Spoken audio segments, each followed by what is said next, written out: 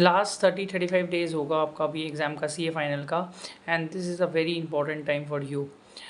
ये टाइम में आपको अभी लग रहा होगा कि आप बहुत चीज़ें भूल रहे हैं and you are not able to remember things, okay. और साथ ही साथ आपको लग रहा है कि इतना सारा सिलेबस कैसे कंप्लीट होगा।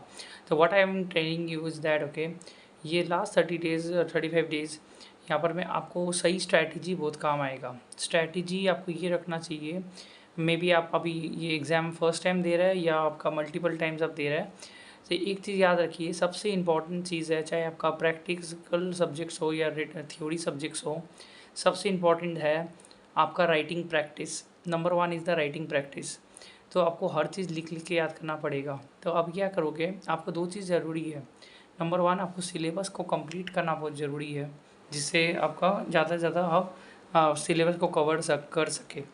एंड सेकेंड थिंग जो सबसे ज़्यादा ज़रूरी है वो है राइटिंग प्रैक्टिस, चाहे वो प्रैक्टिकल हो चाहे थ्योरी हो।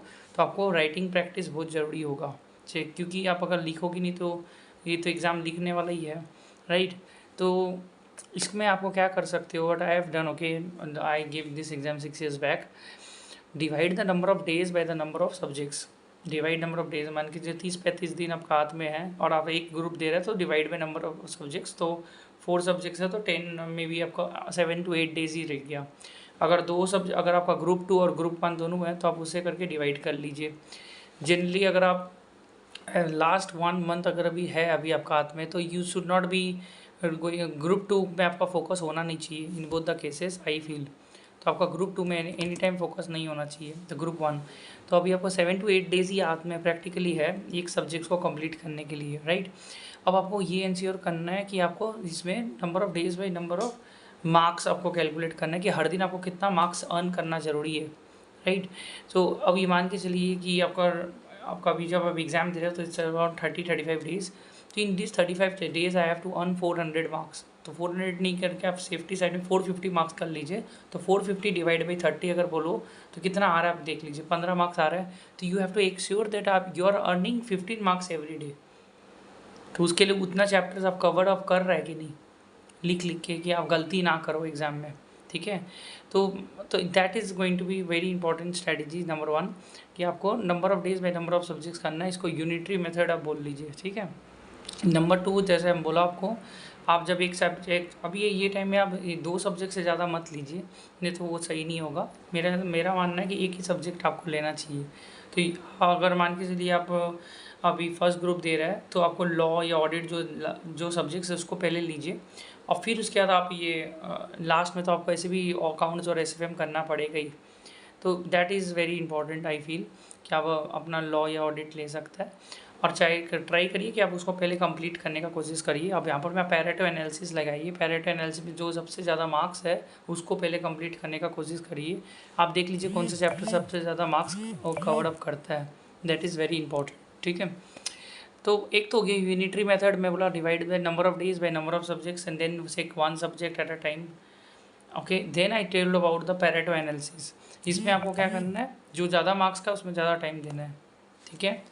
Next what you need to do, okay, after this one से आप use the unitary method and the Pareto analysis. अब आपका जब वो चैप्टर मान के 7 डेज में आपने टारगेट किया कि आपको लॉ ख़त्म करना है, तो आपका लास्ट 2-3 दिन आप पूरा आरटीपी सॉल्व करिए, एमटीपी एंड आरटीपी, वो भी 2 से 3, जो 2 से 5 का टाइम होता है वो टाइम के बीच में ही आप अपना आरटीपी यानी वो सॉल्व करने का कोशिश करिए। ये बहुत इंपॉर्टेंट स्ट्रेटेजी है, क्योंकि अगर 2 से 5 का बीच में अगर आप वो करेगा तो आपको पता चल जाएगा कितना आता है। और कम से कम 4-5 पेपर दीजिए, जितना कमती प्रिपरेशन आपका उतना ही ज़्यादा पेपर दीजिए। और आप 5 से 7 का बीच में आप पेपर को चेक करिए, और फिर से 8 बजे के बाद आप फिर से एग्ज़ाम रिलेटेड सिचुएशन क्रिएट करके जो जहाँ पर में आप दिक्कत आपको हो रहा है उसमें आप ज़्यादा फोकस करिए। फिर से सेकेंड डे आप फिर से वही एग्ज़ाम ओरिएंटेड रखिए अप्रोच, कि आपको 2 बजे तक कंप्लीट करना है और फिर से आपको वो 2 से 5 का बीच में एग्ज़ाम देना है। इसको बोलता है स्ट्रेस टेस्टिंग बोलता है इसको। तो अपने आप को स्ट्रेस दे रहे हैं कि आप 2 से 5 का बीच में एग्ज़ाम इन्वायरमेंट क्रिएट करके एग्ज़ाम दे रहे हैं, और आप देख रहे हैं कि आप कितना चेक कर रहे हैं। जब आप 5 से 7 का बीच में आप अपना पेपर को चेक करिए, आई से इन्विजिलेटर का तरह अपने आप को नेगेटिव मार्किंग दीजिए, मतलब जो होता है स्ट्रिक्ट चेकिंग करिए, मतलब आप पूरा सही हो रहा है तो अपने आप को 70-80% ही मार्क्स दीजिए। अगर आप कुछ भी नेगेटिव गलती कर रहे हो तो ऑलमोस्ट 0 दीजिए या 1-2 मार्क्स ही दीजिए। तो ये बहुत ज़रूरी है। इससे आपको आप बायसनेस मत क्रिएट करिए, या तो किसी से चेक कराइए अपना पेपर, सबसे बढ़िया रहेगा। हम लोग को दे दीजिए, हम लोग ही चेक कर लेंगे। That is very important, that आपको अपना पेपर चेक कराना बहुत ज़रूरी है। और 8 बजे के बाद आपको फिर से एग्ज़ाम ओरिएंटेड पढ़ना पड़ेगा, फिर से एग्ज़ाम करते पढ़िए। अब इसमें ये पढ़िए जहाँ पर आप वीकनेस है।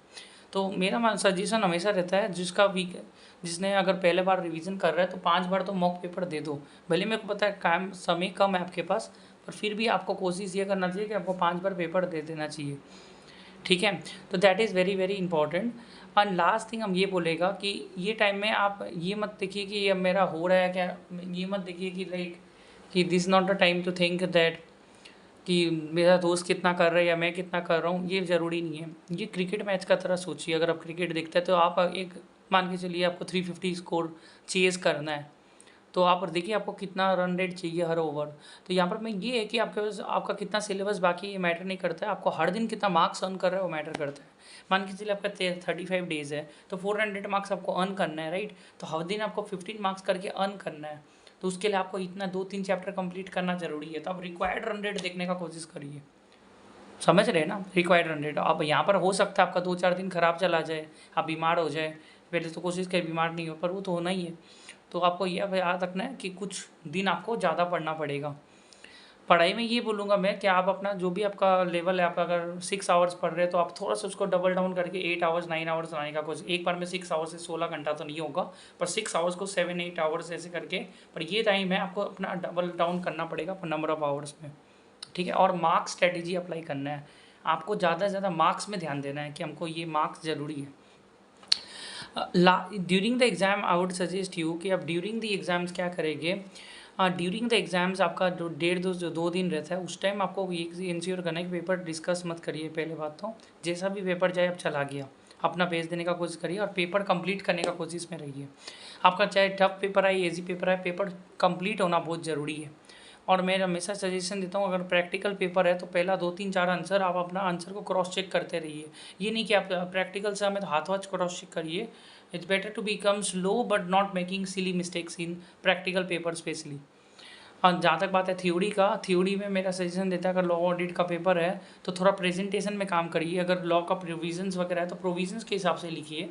फ्लो चार्ट्स वगैरह थोड़ा बहुत बनाना चाहिए, मेरा मानना है। अगर आप जैसे मान के चलिए अगर ज़्यादा मार्क्स का आंसर है तो 1-2 फ्लो चार्ट बना दीजिए तो प्रेजेंटेशन इंप्रूव हो जाएगा, और ज़्यादा मत बनाइए, ठीक है। एंड अगर लॉ का आंसर है तो प्रोविजंस लॉ ऐसे करके लिखिए, ठीक है। ये सब चीज़ आप इम्प्रूव कर सकते हैं। जब मेरे को जो ध्यान दिया, जो मैंने खुद अप्लाई किया था, मैं वही आपको बताया।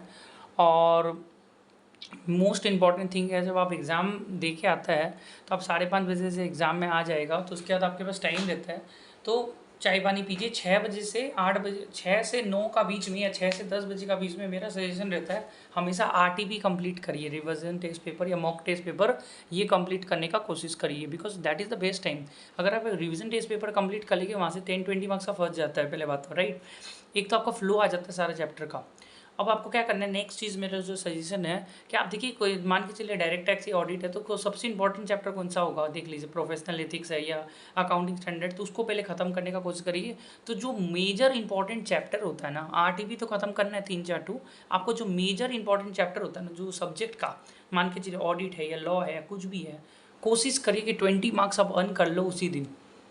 तो दूसरा दिन आप जल्दी उठेगा 6-7 बजे, तो उस दिन आपका प्रेशर थोड़ा रिलीज़ हो जाता है और आपके पास पूरा दिन बाकी है फिर हार्ड वर्क करने के लिए। लास्ट दिन जो मैं बोलता हूँ एग्ज़ाम से पहले आप क्या करोगे, एग्ज़ाम से पहले आप है ना राइटिंग प्रैक्टिस करने लग जाइए कि आपको जो जो आप रैंडमली क्वेश्चंस पूछ के थोड़ा बहुत हाथ चला के देख लीजिए, आप हाथ चल रहे हैं, बहुत जन का हाथ रुक जाता है एग्ज़ाम से पहले। तो मेरा सजेशन रहता है कि दूसरा दिन 7 बजे उठ के, जिस दिन एग्ज़ाम है 7 से 9 का बीच में थोड़ा बहुत हाथ चला लीजिए, 7 से 10 थोड़ा प्रैक्टिस है, प्रैक्टिकल्स है तो थोड़ा बहुत लिख लीजिए, एडजस्टेंस वगैरह एटलीस्ट थोड़ा आपका हाथ चलना चाहिए, पेन चला के देख लीजिए, that is very very important. I think last जो एग्ज़ाम से जस्ट पहले होता है, 2 बजे आपका एग्ज़ाम है, तो एग्ज़ाम से 2 घंटा पहले आप कोशिश करिए पूरा होपफुली सब कुछ हो जाए। आप एग्ज़ाम हॉल में जल्दी पहुँचिए, अपना एग्ज़ाम का एडमिट कार्ड वगैरह सब कुछ पहले से डाल के रखिए। वो तो आपको एग्ज़ाम से 1 दिन पहले कर लेना चाहिए। एग्ज़ाम हॉल में जल्दी पहुँचिए और उस दिन कोशिश करिए सब कुछ कंप्लीट हो जाए। सब कुछ कंप्लीट होना मुश्किल होता है, पर कोशिश करिए। और अगर कोई टॉपिक आपने छोड़ के रखा होगा तो डेफिनेटली अगर आपको लग रहा है कुछ अमेंडमेंट्स वगैरह है, कुछ प्रोविजन याद करना है, तो डेफिनेटली लास्ट मोमेंट में याद कर सकते हैं, ठीक है। ये सारा चीज़ इंपॉर्टेंट था। This regarding the exam tips I will only suggest, okay, I would only suggest in exam tips आपको कि एग्ज़ाम का एडमिट जब आपका रोल नंबर वगैरह जो लिखना होता है तो वो आप ध्यान दीजिए कुछ गलती ना करें उसमें, क्योंकि बहुत जन टेंशन में वो गलती कर देता है और उसमें फटाफट में गलती कर देता है, तो वो सब चीज़ एकदम सही करिएगा जो भी आपको करना है। और फिर आप जब एग्ज़ाम पेपर पढ़ता है 15 मिनट, वो 15 मिनट अच्छा से यूटिलाइज़ करिए, because that 15 minutes is very important. वहाँ पर मैं आपको ये डिसाइड करना चाहिए, पहला क्वेश्चन तो इंपॉर्टेंट है तो करना ही है, तो उसको नहीं देखिए, जो इंपॉर्टेंट जो करना है ना उसमें आपको ध्यान दीजिए कि कौन सा क्वेश्चन को छोड़ना है अपने को, हाँ कौन सा क्वेश्चन को स्टार्टिंग में फर्स्ट में करना है, तो कौन सा क्वेश्चन पहले हमको स्टार्ट में करना है वो ज़रूरी है, और कौन सा क्वेश्चन हमको छोड़ना है, ठीक है। और इसमें टाइम वेस्ट नहीं होना चाहिए, जैसे आपका जैसे वो जो घंटी बज जाता है आपको शुरू करना है एग्ज़ाम का पेपर, आपको स्टार्ट करना पड़ेगा, you can not calculate that time. और वही है, मैं एक और रूल इसमें बता दूँ, आपका पहला घंटा में 33 मार्क्स का पेपर कंप्लीट होना बहुत ज़रूरी है, और 2 घंटा में 66 मार्क्स। बहुत जन का मैंने जो स्टूडेंटों का देखा है जो गलती क्या करता है 40-50 मार्क्स का ही कंप्लीट कर पाते हैं पेपर, तो ये गलती ना हो, आपको स्पीड बढ़ाना पड़ेगा। और पेपर पहला 2 घंटा में ये भी देखिए आप कोई भी सिली मिस्टेक्स ना करें, प्रैक्टिकल समझो तो this are the small things which I told you कि मैंने एग्ज़ाम रिलेटेड सब कुछ बताया। ये कंटेंट मुझे नहीं लगता है आपको यूट्यूब में जल्दी से कोई देगा, ठीक है, और ये फ्री कंटेंट है। मैंने अपना जो मैंने गलती किया था और मैं जनरली फर्स्ट अटेम्प्ट में क्लियर किया हूँ, फर्स्ट 60 डेज़ निकाल के, मेरा और भी वीडियो का देखिएगा, तो मैंने मतलब खाली एक सब्जेक्ट में मेरा स्केलिंग हो गया था, पर मैंने ज़्यादा रिविजन्स ट्यूशन्स भी इतना नहीं ले पाया था और लास्ट 60 डेज़ एफर्ट डाला था, और मैंने काफ़ी स्टूडेंट्स का हेल्प भी किया है, तो आई होप ये आपका भी हेल्प करे। और मैं बताऊँ एक ही चीज़ मैं बोलूँगा कि ना एग्ज़ाम से पहले आपको अगर ये देखना है कि आपको हर दिन मार्क्स अर्न करने का ध्यान देना है।